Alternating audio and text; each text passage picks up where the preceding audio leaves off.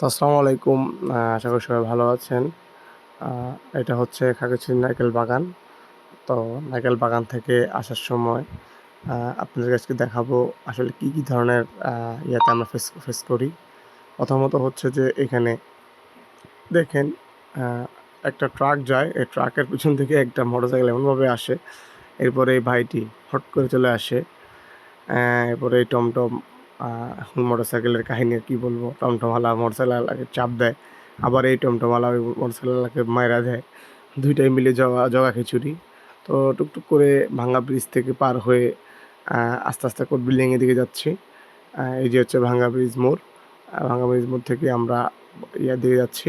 তো আমার সামনে যে কাপল রাইডারটি আছে, উনারা খুব সুন্দরভাবে ড্রাইভিং করছেন।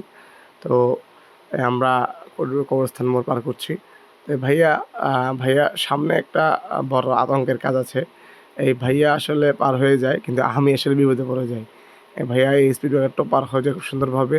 সামনে যে স্পিড ব্রেকারটা আছে বটতলির, বটগাছের নিচে, ওইখানে একটি শান্তি গাড়ি এসে এমনভাবে আমাদেরকে চাপ দেয়, আসলে মানে আমি আসলে ওই যে ভাইয়া দেখেন অলরেডি উনি চাপ চলে গেছে সাইডে।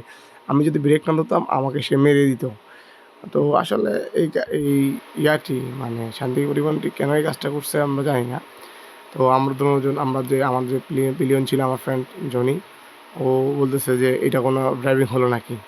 তো আসলে এই যে আমাদের যে বড় যে গাড়িগুলো, যে বাসগুলোর ড্রাইভার বা ট্রাকের ড্রাইভারগুলো আছে, তারা আসলে অনেক সময় ছোটো গাড়িগুলোকে পাত্তা দেয় না। মনে করে যে আসলে আমরা আসলে হাতের ময়লা, রাস্তার ময়লা এমনভাবে যায়।